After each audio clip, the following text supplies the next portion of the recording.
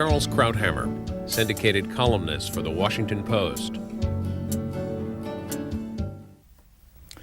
Dr. Charles Krauthammer, what is a medical doctor doing writing a column and appearing on television? Well, I've been wondering about that. I've had a very checkered, irregular career. I was once asked by an intern at the New Republic magazine where I used to work, how do I get to be a nationally syndicated columnist? And I said, well, first you go to medical school. It was pretty unplanned. I had intended to be a psychiatrist. I practiced for 3 years. And then I just had a feeling that there was a wider world out there I wanted to get involved in. I had studied political theory as a graduate student, and I went back. I came to Washington, and one accident led to another, and ended up doing what I'm doing. If we had to find about 3 big thinkers' books on your shelf, who would they be? I think the single most influential thinker when I grew up, which was late 60s, early 70s, at the time of the student revolution, was a very short book by a political philosopher called Isaiah Berlin, Oxford philosopher, called The 4 Essays on Liberty.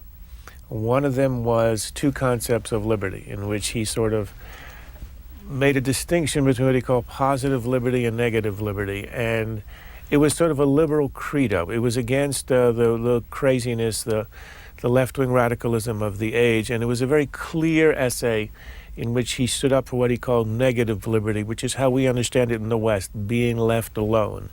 Whereas there were all these ideologies, Nazism, communism, socialism, fascism, which offered you a positive liberty, which meant we were going to find your higher meaning, being, but by regimentation, which was an odd and paradoxical. And he kind of pierced that in that essay, and I've been a sort of a small L liberal ever since, cured of any radical impulses. So that, I think, was the single most influential text, a single essay. John Stuart Mill was my favorite political philosopher. Also the famous essay on liberty. As you can see, liberty is a theme here. And a fiction writer, Borges, Jorge Luis Borges, who was an Argentinian short story writer. You can see I like the short form, who wrote rather mystical and magical, very short fictional stories with deep philosophical roots. And that's, if you had to have the 3, that's the 3. When did you start reading? Reading seriously or reading letters? Either one. I mean, when did reading matter to you?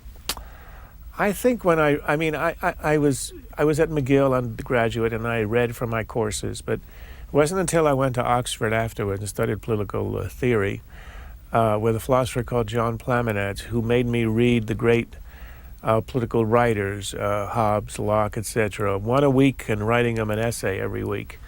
I remember I handed him my first essay one week, and I came in to see him, and he said, Krauthammer, I don't know about your creativity, but you're certainly creative in your spelling.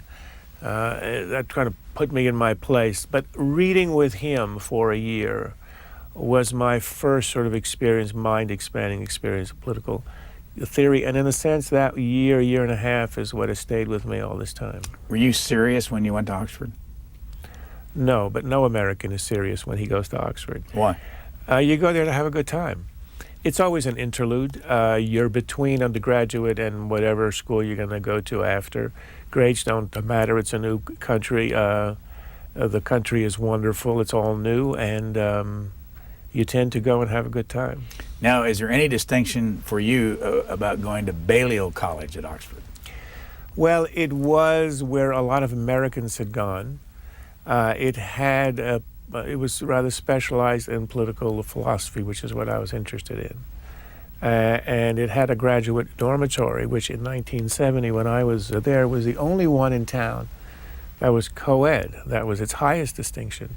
And that's where I met my wife, who was a student at St. Anne's. Is her name Robin? Is that the name of the Yes, that's right. And what profession is she in?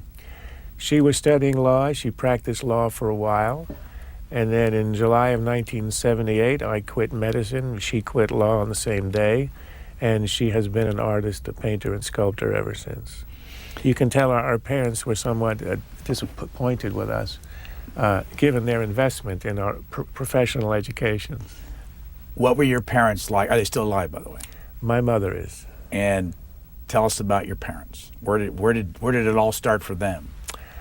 It's a rather epic story. My father was originally from Ukraine, but he lived in France most of his life. A naturalized Frenchman. He went to law school there, was a lawyer. During the war, World War II, he fought with the French army. You know, that only lasted 6 weeks. Afterwards, he went to Cuba and Brazil, back to France, America, where I was born, and ultimately to Canada, where I grew up. It's an interesting story. By the end of his life, he spoke 9 languages, and by the real end of his life, he was speaking them all at the same time. So I would interpret on his behalf. Whenever he needed a word, he'd pull it out of any language he could find, even if his interlocutor had no idea what he was talking about. It was very charming. My mother is from Belgium.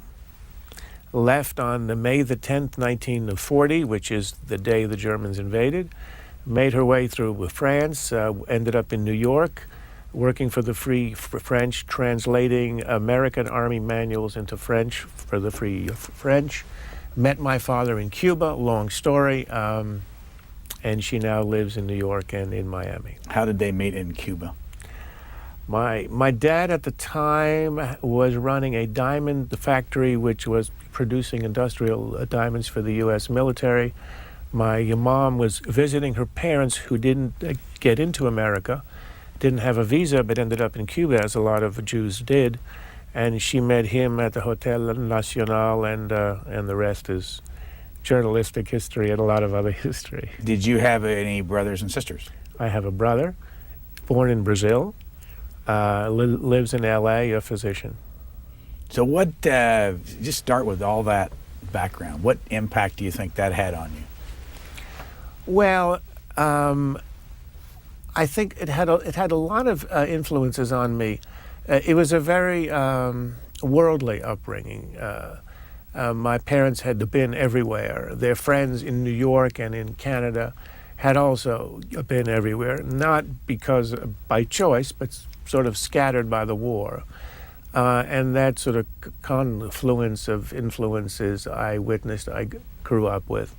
The other thing is that you grow up, especially if you're Jewish, you're also post-Holocaust.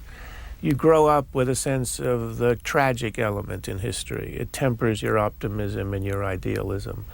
And it gives you a vision of the world which I think is more restrained, conservative if you like. You don't expect that much out of human nature, and you are prepared for the worst. And the most interesting political aspect of that is you have enormous respect for the American political system, which the founders had an equal skepticism about the goodness of human nature, and constructed a structure which would contain the impulses, good and the bad, check and balance, to produce a stable and a just society. So in a sense, all of that ends up giving you a deep appreciation and even love of America. What were the politics of your parents? None. They were beyond politics. Life was involved in raising a family, trying to make a living, maintain your friendships. Politics was not central to our lives. In a sense, I learned my politics when I left home. And when did you leave New York, and where did you live in Canada? My father moved us to Canada when I was 5. I grew up in Montreal. I went to McGill until I was 20. I graduated in 1970. When I was 20, I went to Oxford, and then I never returned to Canada. I was always an American citizen because I was born here. I went to medical school in Boston, and then later I came down here. Did you have a short time at Johns Hopkins? No.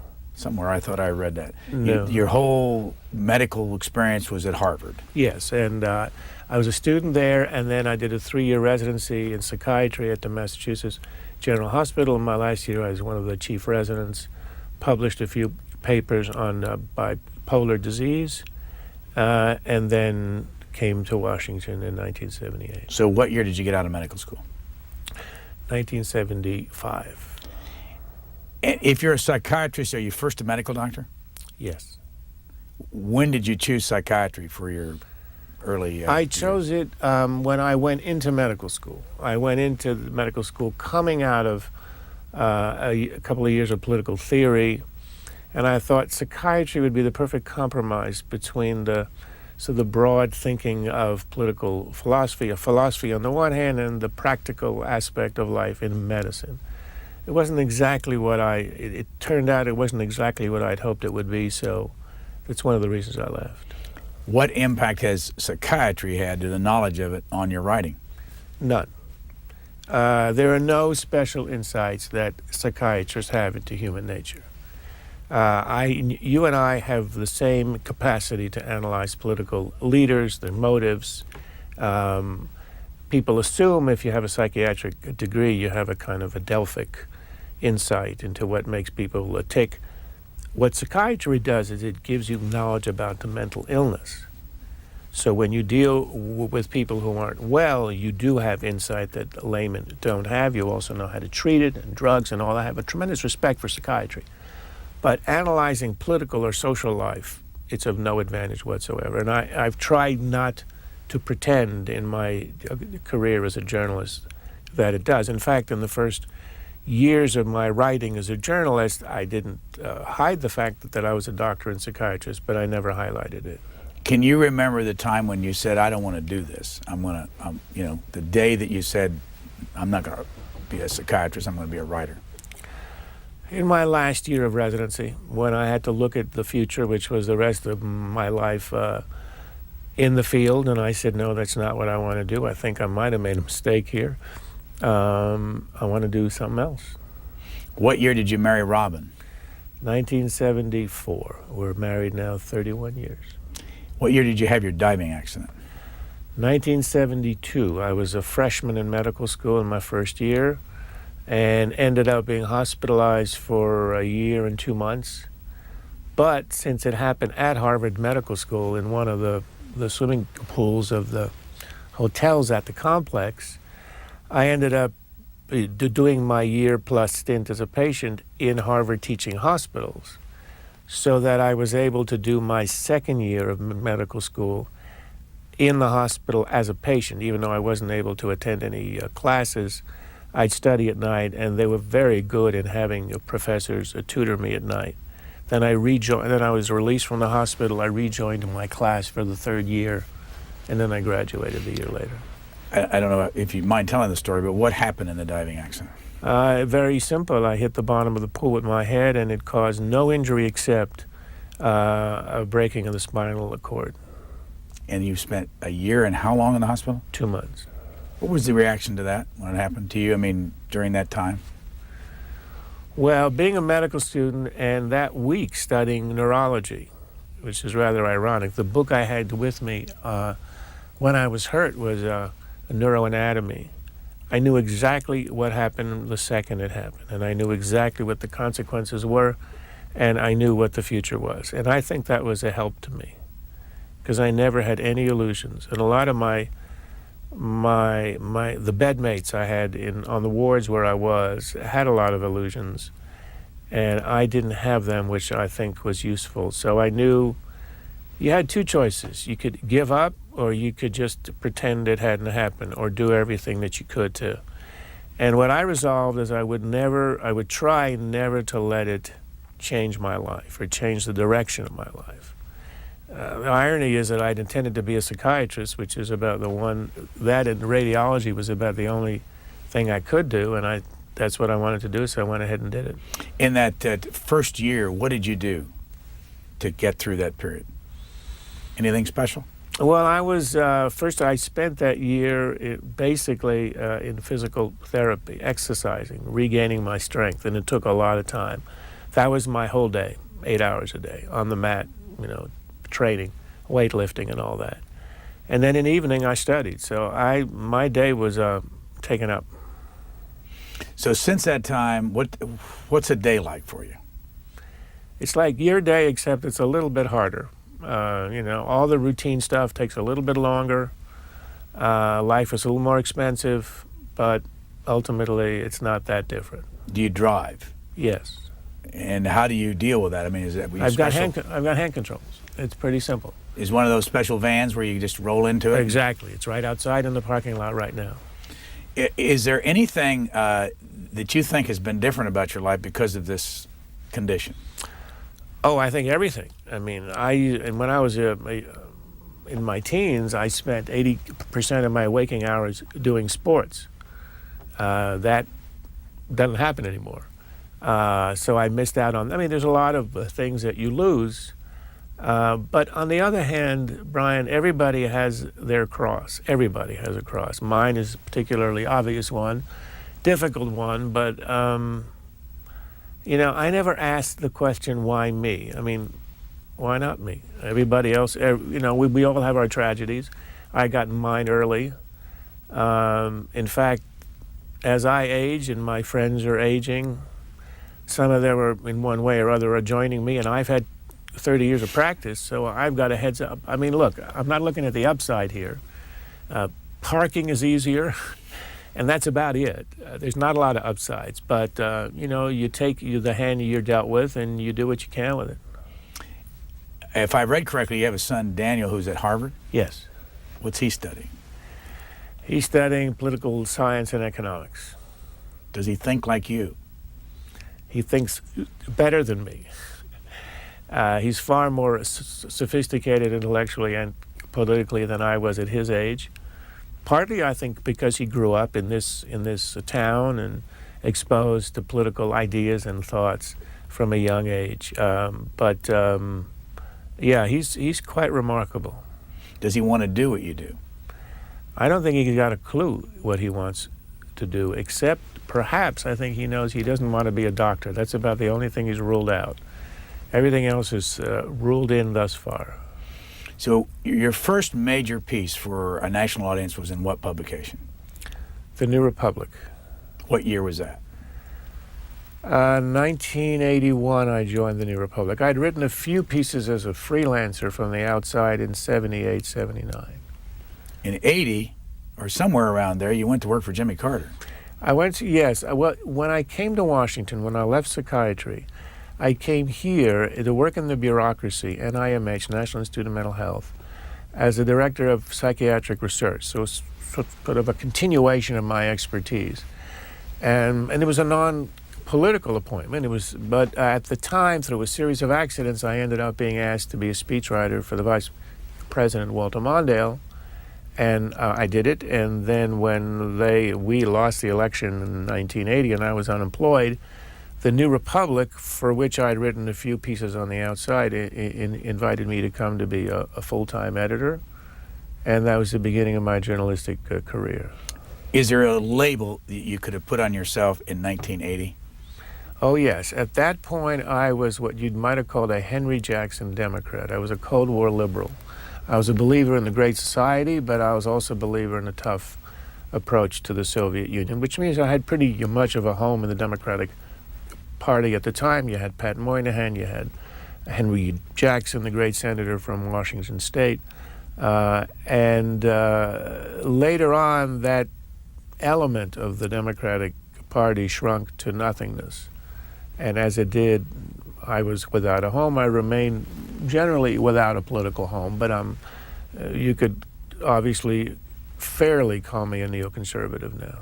Now, because we talk a lot about the conservative, neoconservative, what's the difference between being a neoconservative and a conservative? There's several distinctions. One has to do with personal history. Neoconservatives generally are people who started out as liberals, and as the dean of neoconservatism, Irving Kristol, once said, was mugged by reality, and they evolve in time into conservatism.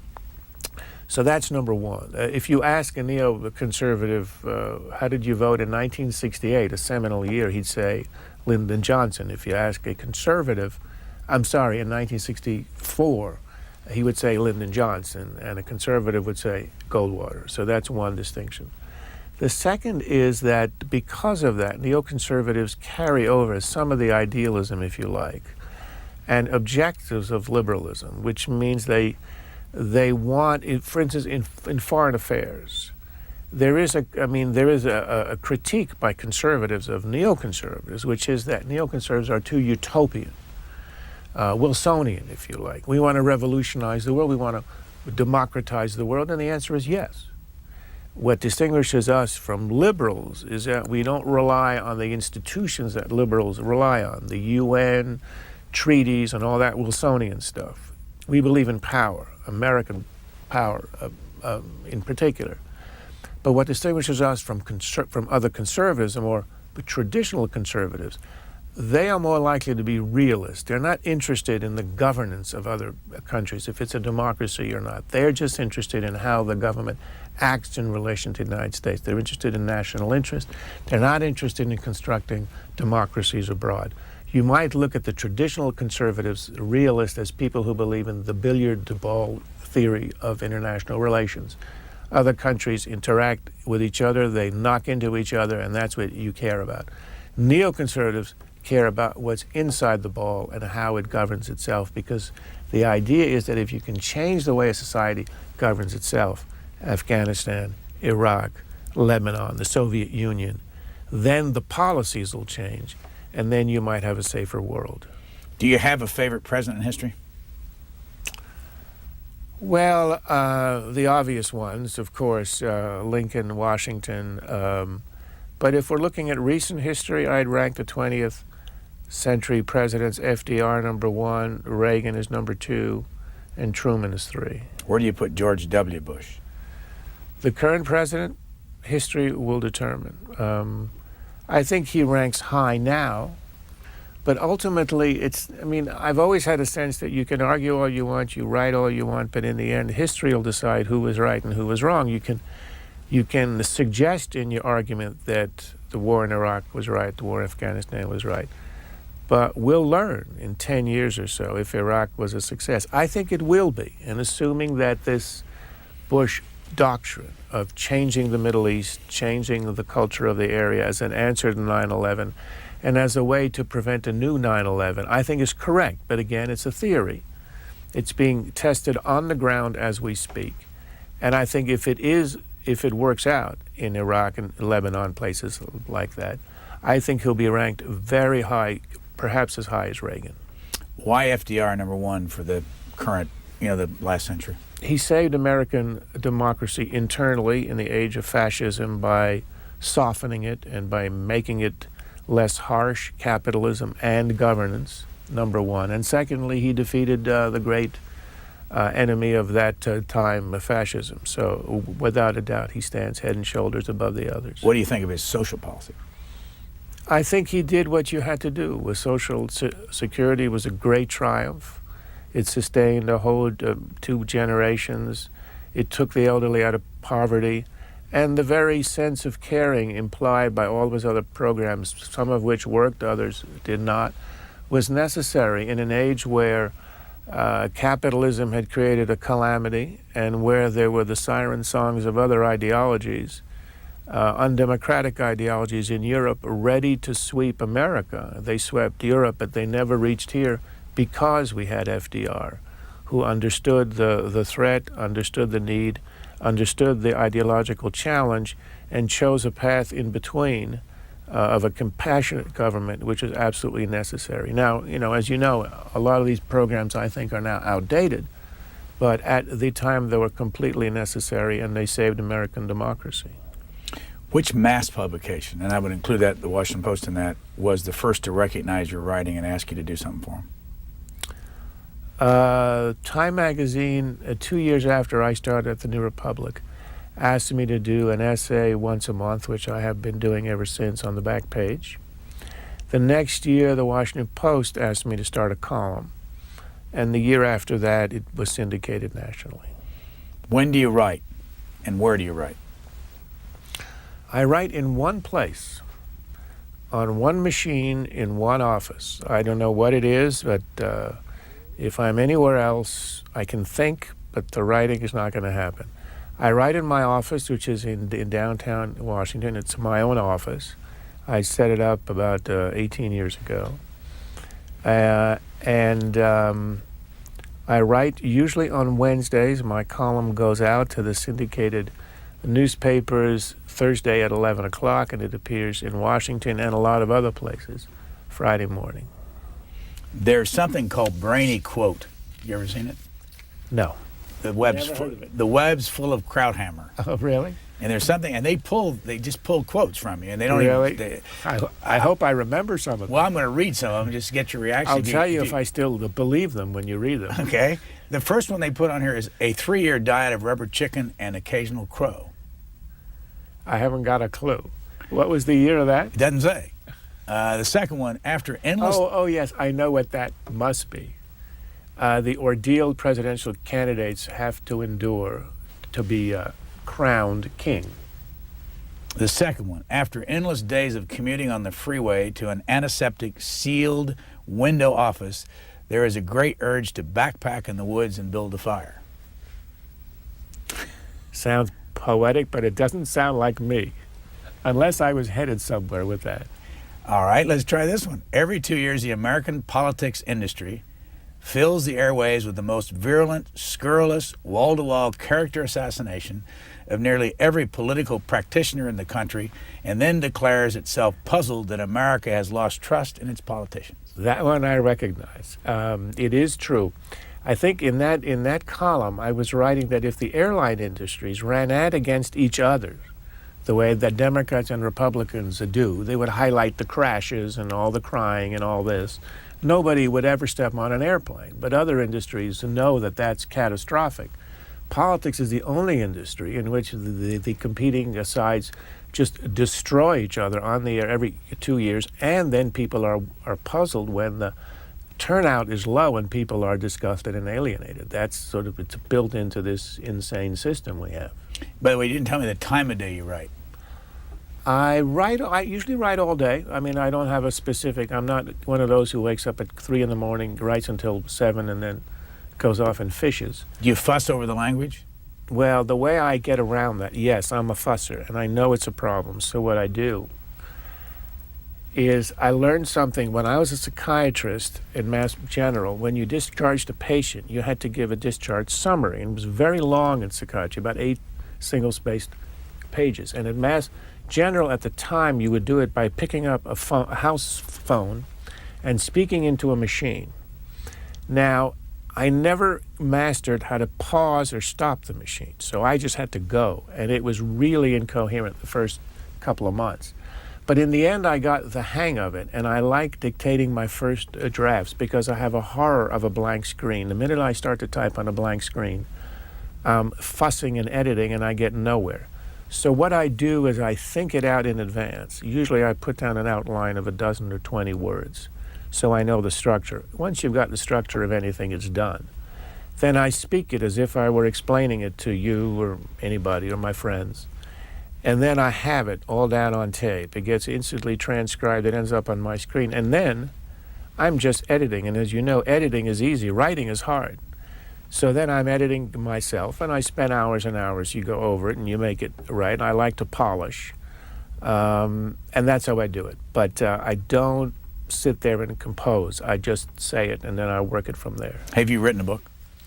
No, I did a collection 20 years ago. I wasn't very happy with how it turned out. I'm working on a book coming out of a speech I gave last year. We sort of tried to set out my ideas on foreign affairs called Democratic Realism. And I think I'll probably have that done by the end of the year. Let's try another quote. In the Middle Ages, people took potions for their ailments. And in the 19th century, they took snake oil. Citizens of today's shiny technological age are too modern for that. They take antioxidants and an extract of cactus instead. You remember that one? Yes, I think I was writing about the fads in medicine, particularly over-the-counter stuff. I think it was an attack on holistic medicine. I'm rather skeptical about all of that stuff. I believe in traditional medicine. So that must be what that one was about. A couple more. This one is kind of awkward, but you'll remember it, I'm sure. In the old days, one merely gawked at these unfortunates. Donahue's genius is to get them to talk. I remember that one. It was my first major piece for the New Republic. It was a cover piece. It must have been 1981 or 2. It was called The Cult of Confession.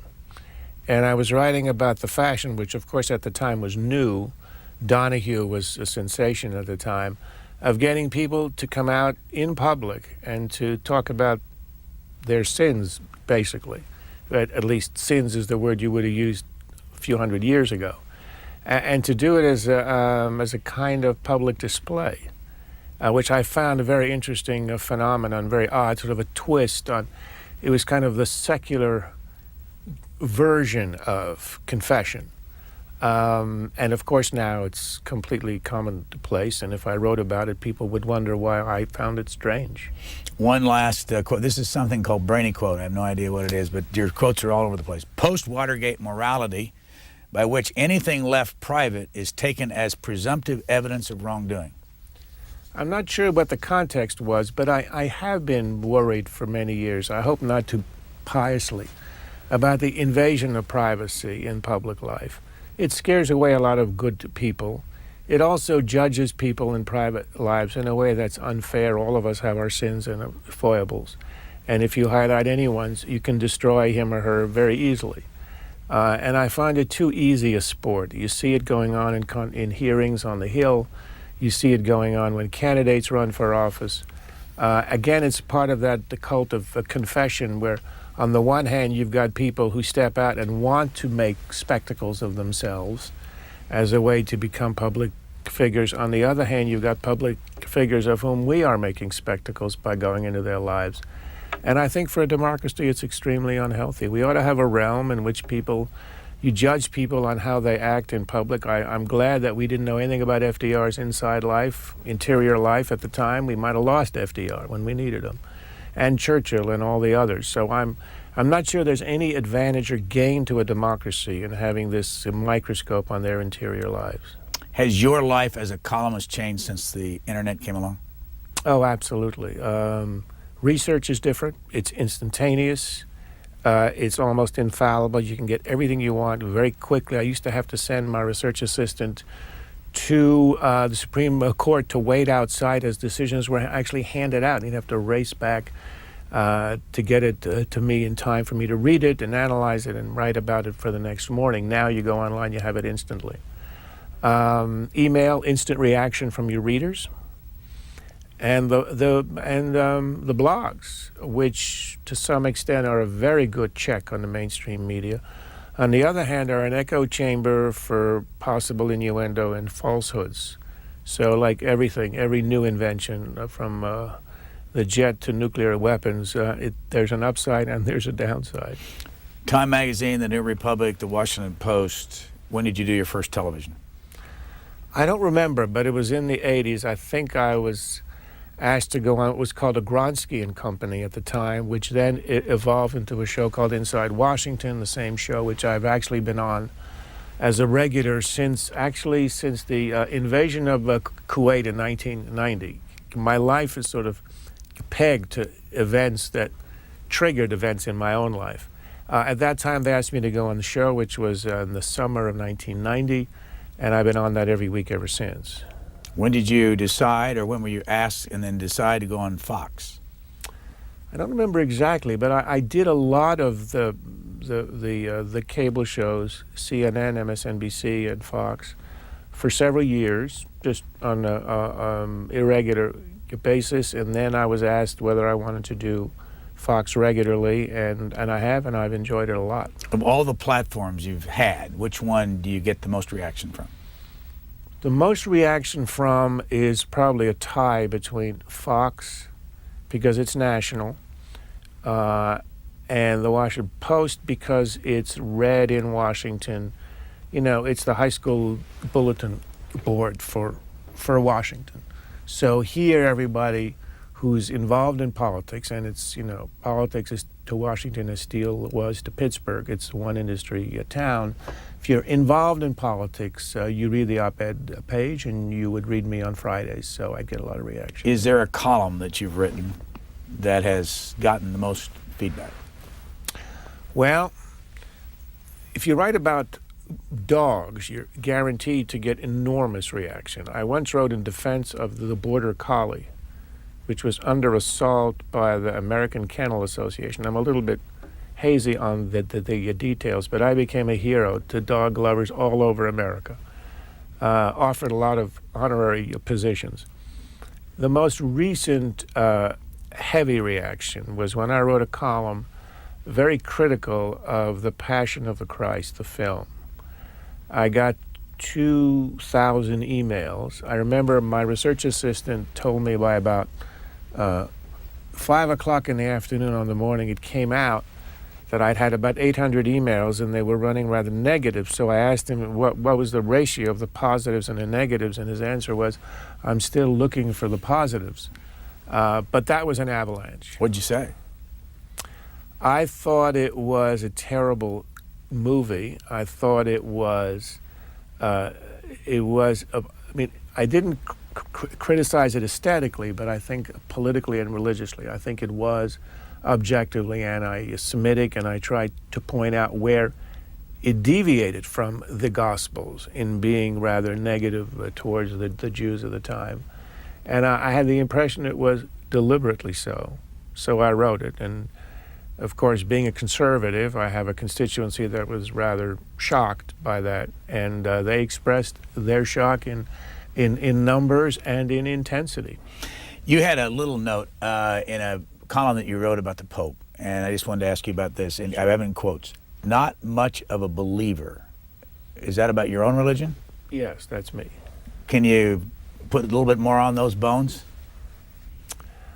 Well, I mean, whenever you talk about your own theology, it sounds grandiose, so I'll try to be as modest as I can. I grew up in a Jewish tradition, Orthodox home. I very strongly Jewish. In terms of my theology, which luckily Judaism does not insist on theology a lot. Judaism is a religion of good works, not of belief. You don't have to have a belief to be saved, etc. So it's a religion that doesn't demand a lot in terms of that, and it doesn't demand a lot, and I don't give it a lot because I'm a skeptic. I'm not at all an atheist. I mean, of all the possible theologies, atheism is the least plausible, I think. I mean, you've got to explain the existence of the universe, and to assume it invented itself or created itself is rather odd. I mean, the only important question, the most important question is why is there or can there be anything? And how can there be consciousness? Atheism is not an answer that is plausible in any way to me. But then short of that, I guess I'm a skeptic in the way that, say, Jefferson was, in the sense that I don't accept the accepted accounts. I suspect there's something out there mysterious, sort of the Einsteinian mystery. And beyond that, I haven't a clue. I once said to a friend, I don't believe in God, but I fear him greatly. So I'm rather impressed by the fact that the universe is inexplicable in any terms in which we understand. So there's something out there that we don't. That induces a little humility, and that's theologically I try to remain humble because I don't understand it. Do you take a risk when you say something like that with your conservative constituency? I'm not worried about risks. I've always, when I went into journalism, I decided this is what I wanted to do. The point of it was to say what I believed, and I didn't really care one way or the other how people would react.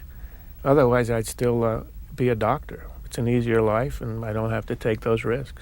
One of the things on your bio sheet that I wanted to ask you to give some more background on, you say you're founding board member of Washington's, and I may not pronounce it right, Shoresh Hebrew High School. Is that right? That's the way you pronounce it? Yeah, Shoresh. Shoresh. It's the Hebrew word for roots or foundation. My son was in after school, in high school, to learn about his religion and tradition, and I was extremely unhappy. He wasn't learning anything. So I met two other dads who had that same concern, and we set up a tiny little school where they would go on Sunday evenings and they would learn text, liturgy, the Bible, Jewish history, and rabbinics, and the commentaries on the Bible. But text, instead of schmoozing and talking, and Jews in Hollywood is not, it may be interesting, but it ain't important. So that's the courses that we established. We set up this little school, and then it turned out there were other parents who wanted their kids to actually learn something, and the school now is up. It's got a 5-year program, and it thrives. And then in addition, that you serve as chairman of Pro Musica Hebraica, a society founded by your wife, Robin. Well, that's a fledgling enterprise in which the idea that she had, which was that there are some sort of lost traditions of classical Jewish music, not religious, not folk, not klezmer, not the kind of stuff people know, but classical works written by Jews. For instance, there was a group of students of Rimsky-Korsakov at the turn of the 20th century who wrote in the Jewish tradition, Russian composers, which was mostly lost. It was known as the St. Petersburg School. So our idea is to retrieve the works, to have them performed in Washington. We've gotten some help from the Kennedy Center, and we're trying to put together programs that over time will expose that kind of lost music and others to a general audience. Over the years, how often has a president reached out to you for any reason? Very rarely. What was your relationship with Ronald Reagan? Did you know him at all?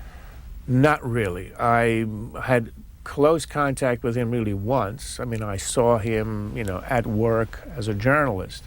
He had me and 2 other journalists to lunch once in the mid-'80s. That was the closest I ever got to him. My theory is, not with presidents, but with people in government, you don't want to be that close personally because it makes it hard to be objective and critical. So I'm not one who depends on sources a lot. If you read my column, obviously I'm making it all up. And I find it's a lot easier that way because then you maintain your distance, which I think helps if you're a commentator. When you sit down to dictate, who do you have in your mind that you're trying to talk to?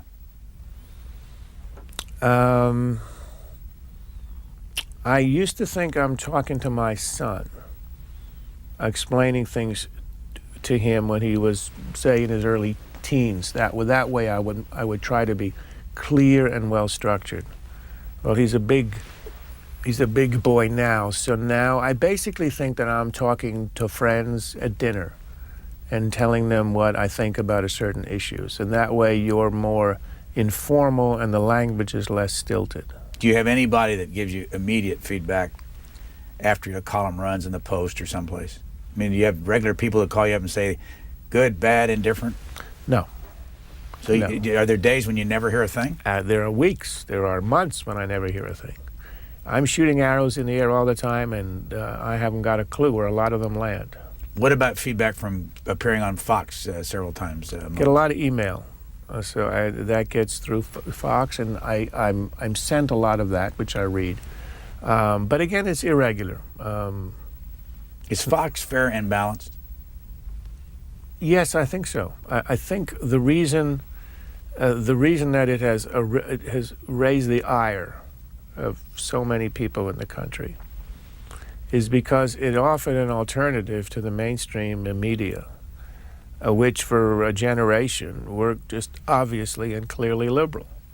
I once said, in fact, I'm quoted in The Economist. I'm not sure how they got the quote because I said it in private to a friend, that the genius of Roger Ailes and Rupert Murdoch was that they discovered a niche in broadcast journalism, half the American people, meaning that you had half of the country, it's rather evenly split between liberal and conservative, at least half who simply did not like the diet of news they would get through an obviously liberal filter. There's nothing wrong with having a liberal filter, but it's not good if that dominates the airwaves. And by establishing a channel in which you got a different filter, I think it had a huge response, and it's a very, very necessary component of the diversity of outlets people have available to them. Why did so many people in the media business get so irritated with Fox? Because of its success. Just because of its success?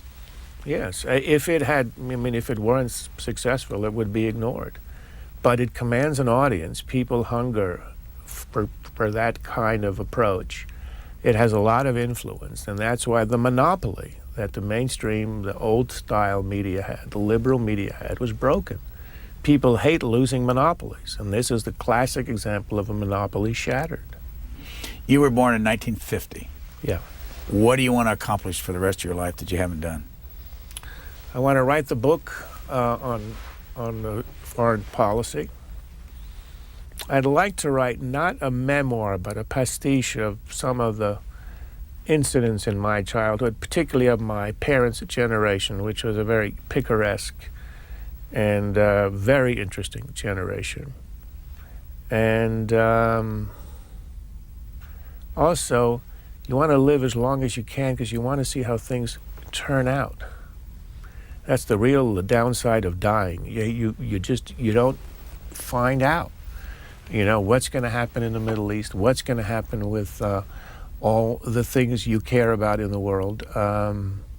So I'm hoping to hang in there and learn how what history is going to say to us. If I remember right, it was 1972 when you had your accident. Yeah. Diving accident. Has the fact that are you basically a paraplegic? Yeah. All your life, has that had any negative impact on your health? No, I've generally been healthy all the way through. In other words, other than the normal stuff you'd have aging, with a few minor exceptions, it's had no impact on my life in terms of health. And it probably will not have an impact on life expectancy. And your father died at what age? He was 83. And how old is your mom? She's 83. And doing well. Live here or she lives Canada? We all left Canada in the 70s. She lives in New York and Miami. She's a snowbird. Back, I think it was 1998, correct me if I'm wrong, you signed the letter, the Project for a New American Century. I don't think I did. Well, I mean, I'm pretty sure I didn't, Brian. I've heard maybe that it was a another. lot. Yeah, maybe it's in the database. So somebody thinks that database has been, I think, incorrectly. I mean, I'm not defensive about it. Would you have signed that if you'd? Well, tell me what it was about, and I'll tell you. It was basically the letter that was signed by a lot of the officials in this current administration that said, "Go get Saddam." I mean, that's really shorthand. I truly believe that I didn't. If I did, it'll be interesting. There's nothing wrong with having done that. It was 1998 was the year with which the Congress passed a law precisely to that effect, and President Clinton signed a law, which was the Regime Change Act in terms of Iraq. So it was already national policy. The only question was how you were going to do it. And there wasn't anybody in 98 who envisioned invasion as a way to do it. There wasn't anybody in 2001 who envisioned invasion until 9/11. I mean, that's what changed things, and it made it a priority. It made it urgent, and it made the risk of not acting very high, which is why I think we ended up with invasion. But nobody advocated, as far as I know, invasion at the time. The most I heard, and it was from John Kerry, who proposed it once, speculated about it, and Wolfowitz, who also speculated about it, was the idea of having an insurgency in the south of the country where the Shiites are, supported by the United States, which would establish a free Iraq in a part of the country and wage a war against the government. That, I think, was the farthest anybody was thinking of a military engagement. So the short answer is I'm quite sure I never did, although if I did, I'd be interested to learn about it. Secondly, if I had, there would be nothing remarkable about it. And thirdly, the idea that this is the kernel of some conspiracy that was, hidden in the depths of the body politic, waiting to emerge, is ridiculous. Conspiracies hardly act in the open. An open letter is about as open as you get. I really wasn't even suggesting a conspiracy. Sure. By the question, I was but really... others have who've talked about that. Well, but I was interested in whether or not, if this isn't, from somebody's standpoint, a success story, where you have a lot of people who did sign that letter, who obviously think alike on this issue, who managed then to pull it off. But I'm not sure how central it was. If 9/11 hadn't happened, it would never have happened. 9/11 changed everything. I mean, would we have invaded Afghanistan in the absence of 9/11? No. Would there be a revolution in Lebanon in the absence of 9/11? No. I mean, all of this is because the world changed on 9/11, and we had to rethink how to look at the world and what we had to do. And I think the administration's response, which was that we had to understand that the origins of 9/11 had to do with the political dysfunction in the Arab world, the fact that uniquely, compared to Latin America, East Asia, Europe, Americas, it had been left behind, hadn't developed, and was really a cauldron of intolerance and dictatorship and ultimately hatred of America that was a result of that. You had to change that, and that's why all of this happened. So I'm not sure that this is a success story. I think there was a change in history which allowed all of this to happen, but I'm not sure the Iraq question was the most important question in the world before 9/11. Had you been at the right hand of the President of the United States planning all this, would you have advised him any differently about how to deal with the public? I'm giving the obvious, the weapons of mass destruction and all that, selling it. Well, I wasn't at his right hand, but I did have a right hand writing, and I wrote about it. And I wrote in Time a month before the invasion that the real reason to do Iraq was not weapons of mass destruction. It was to, as I explained just a little earlier, to change the culture of the Middle East, and which was a risky endeavor. There was no question about it. I never assumed it was a slam dunk. To change that culture in order to change the conditions which had led to the terrorism, Al-Qaeda, and 9/11. So I was not very happy that we pinned it all, or at least a lot of it, on weapons of mass destruction. I understood why that was, because we needed UN support, and all of that hinged on a legality about the weapons of mass destruction. But I've written about international law for years. I'm a great skeptic about international law. I think it's worthless in almost every important issue outside of a fisheries treaty with Canada. So I was not impressed by the necessity of UN action or all of this explanation. I understood why the president had to do it, because a lot of Americans worship at the church of the UN and wanted UN action. Thus, we had to have the WMD issue. But I thought it was risky and it was a mistake, and it turned out that it was a mistake. You write often about Syria, or recently about Syria being an important part of this puzzle. Why? It's the last remaining bad actor in the entire region, from the Iranian border to the Mediterranean.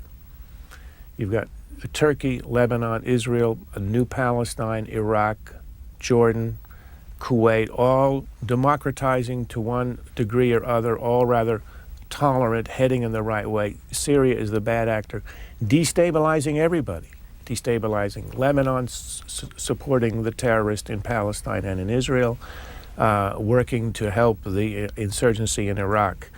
And if it changes, which I think it could, if it's humiliated in Lebanon and withdraws precipitously, if the regime there is changed, I think it would completely change the complexion of that region and would secure it for the kind of democratization that we really want.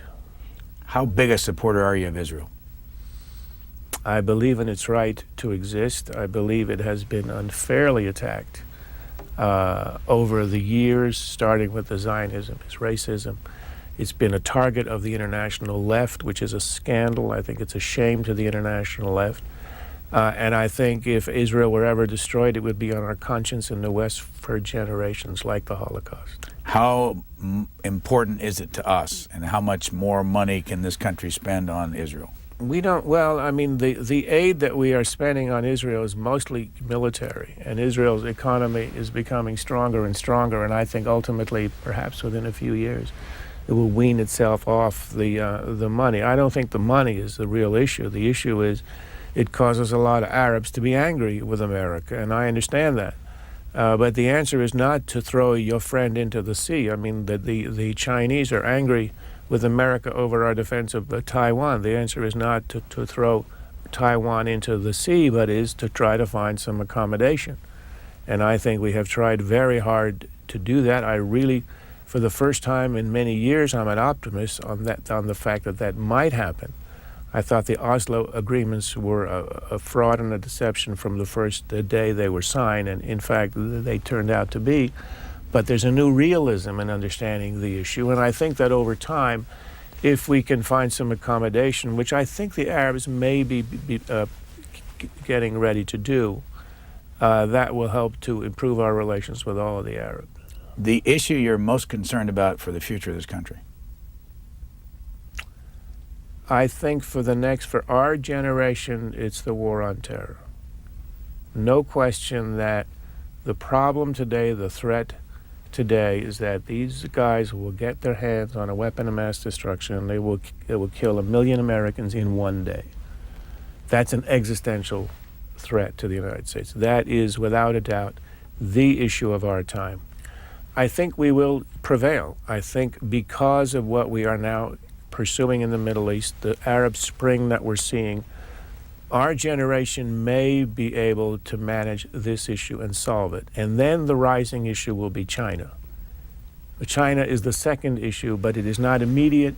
It's a long-range issue. It'll be the issue in mid-century.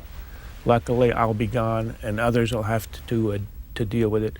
China today to the world is what Germany was 100 years ago, a rising have-not power that's looking for its place in the sun. And if we mismanage it the way that Europeans mismanaged it a century ago, we're going to have real problems.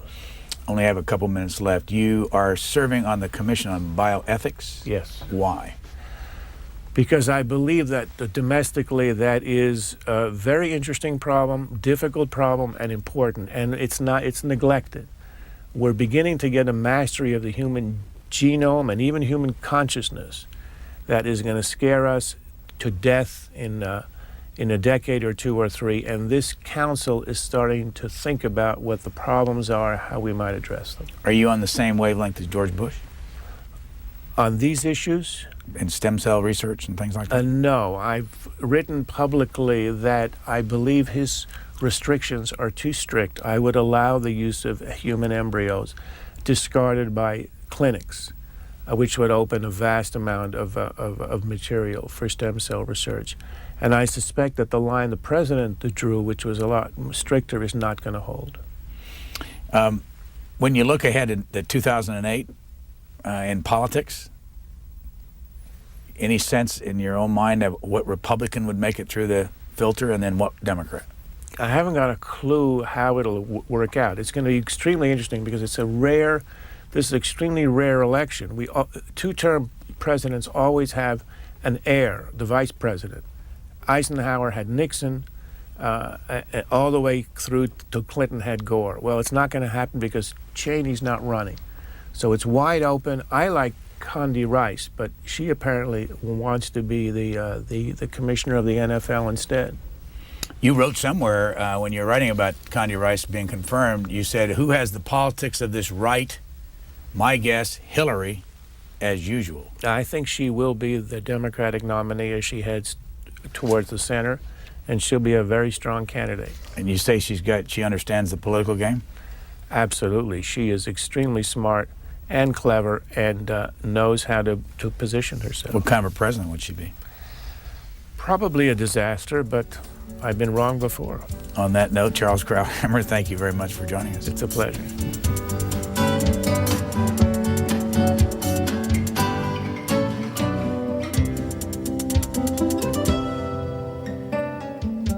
For a copy